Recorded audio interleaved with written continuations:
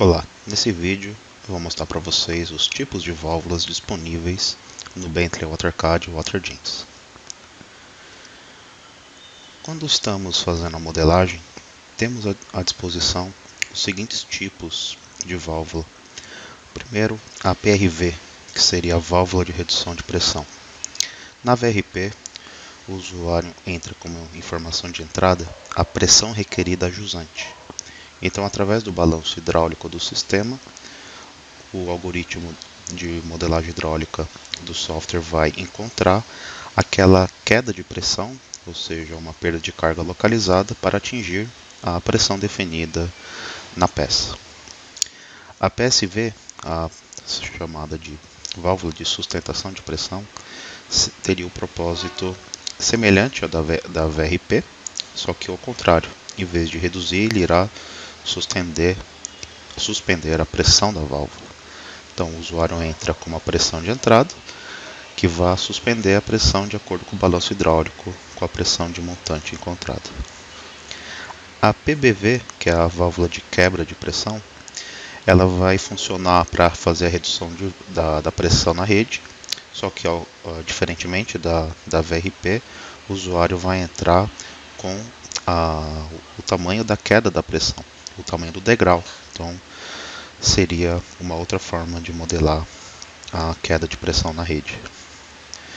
A FCV é uma ferramenta, um elemento muito utilizado que serve para você controlar a vazão no determinado trecho. Então a FCV, que é a válvula de controle de vazão, vai forçar o fluxo para um determinado valor a ser entrado pelo usuário. A TCV seria uma válvula para a gente fazer a modelagem de registros de manobra. Então ela tem a capacidade de você controlar o fluxo naquele trecho através da abertura ou fechamento total ou parcial, entrando com a porcentagem do fechamento da válvula, sendo que esse coeficiente de quanto que vai ter de vazão de acordo com a porcentagem fechada pode ser também definido pelo próprio usuário.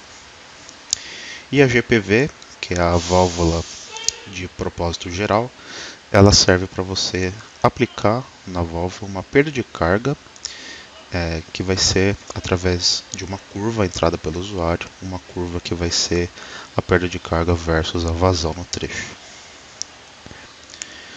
Então, entrando aqui no exemplo de modelagem, eu tenho aqui um arquivo de exemplo para mostrar o uso aqui de cada um desses tipos de válvula. Começando pela válvula de sustentação de pressão, ela é um elemento que tem em suas propriedades a configuração. Então o usuário pode definir a pressão de sustentação jusante inserindo no campo Pressure Setting Initial.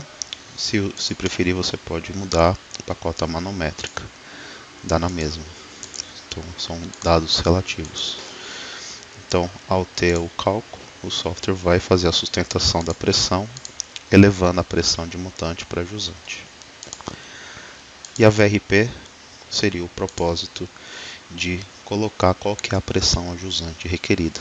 Então aqui no caso, o valor de entrada vai ser a pressão que a gente quer ter a jusante. Então, definido aqui como 5, então a pressão a jusante da VRP será de 5, se o balanço hidráulico permitir.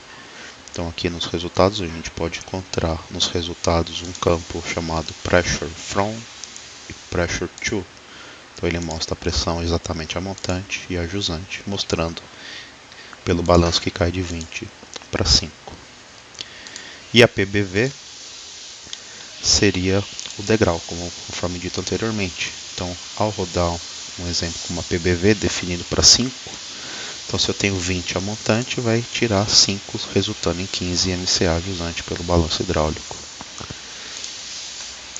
A TCV é um elemento onde podemos fazer a configuração da abertura total ou parcial. Então temos aqui nas opções a opção de fazer o fechamento relativo utilizando as propriedades de fechamento da válvula. Então, uma vez definido um fechamento relativo da válvula, automaticamente o software vai fazer a leitura da perda de carga em função da porcentagem de acordo com o tipo definido um pouco mais para baixo em Valve Type. Então aqui dentro do software temos alguns estilos, alguns tipos de válvula, como válvula borboleta, globo, gaveta, onde temos dentro da biblioteca de engenharias. Se formos fazer uma análise da biblioteca de engenharias, temos dentro do próprio software já algumas curvas características para essas válvulas. Então para cada um deles tem uma curva da perda de carga em função do fechamento relativo.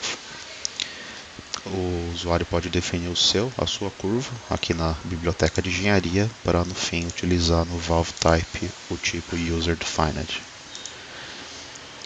E por fim, a válvula GPV de propósito geral serve para a gente criar uma curva de perda de carga baseada em vazão. Então a gente coloca a perda de carga em função da vazão passante. Uma outra forma de utilizar essas válvulas é através de combinações para a gente fazer uma customização ou uma força para a gente atingir resultados conhecidos. Então, por exemplo, aqui eu tenho um exemplo onde eu estou fazendo a modelagem com uma FCV combinada de uma PSV. De acordo com o balanço hidráulico feito pelo software, que adota o regime permanente, a combinação de válvulas pode resultar num desbalanço hidráulico, como a não resolução das equações. Então, como que isso pode acontecer? Então, por exemplo, aqui nesse caso, eu tenho uma FCV que eu configurei como inativa. Quando eu faço isso, o software vai desconsiderar a presença da válvula. E aqui eu coloquei uma PSV para suspender a pressão para 8,5. Aqui eu tenho um reservoir para simular uma fonte de água e inativando o meu sistema, inativando aqui a minha válvula de controle de vazão, ao fazer o cálculo hidráulico tenho pelo balanço uma vazão de 485. O que seria esse 485? É a vazão máxima que este trecho de tubulação tem quando a gente está forçando a pressão ajusante a 8,5. Então, quando a gente está forçando o software a ter uma pressão ajusante a partir desse ponto de 8,5 metros de coluna d'água, a gente não pode ter qualquer massa de água passando aqui. Então, qualquer massa acima de 485, eu estaria perdendo a parte de balanço de massas para resolução hidráulica. Então, por exemplo, eu vou aqui ativar essa válvula para tentar forçar o fluxo de 2.000 litros por segundo. Ao fazer o cálculo, a gente vai ter aqui um alerta em amarelo dizendo que a FCV não pode entregar essa vazão, não pode fornecer essa vazão. Então quer dizer que se a gente força aqui a 8,5 MCA jusante, não tem como passar através dessa tubulação que tem 400 milímetros de diâmetro, um trecho que tem por volta de 50,3 metros de comprimento, uma vazão de 2.000 litros por segundo. Então por isso que às vezes a gente tem esse tipo de mensagem, que um elemento não pode fornecer a vazão devido ao balanço do regime permanente. Está faltando massa na rede. Fazendo um cálculo separado, eu vou aqui no caso utilizar um outro software da Bentley chamado Flowmaster. Então aqui no Flowmaster eu consigo fazer a resolução de fluxo hidráulico em tubos pressurizados, ou tubos abertos, ou canais. Então aqui no caso eu coloquei exatamente as propriedades dessa rede. Então eu coloquei aqui a pressão de montante, que é o valor da pressão no reservoir, a pressão de jusante, que é a vazão na PSV que eu estou travando, a cota tanto no reservoir quanto na FCV, que eu deixei igual a 100 metros, e o comprimento total. Fixando em 400 milímetros, a vazão máxima que vai passar nesse ponto é os 485 que a gente encontrou no balanço hidráulico com a FCV inativa. Então se a gente voltar aqui, por exemplo, e ativar para 300, abaixo de 485, teremos o balanço hidráulico. porque está dentro da faixa admissível da massa de água que pode passar naquele trecho.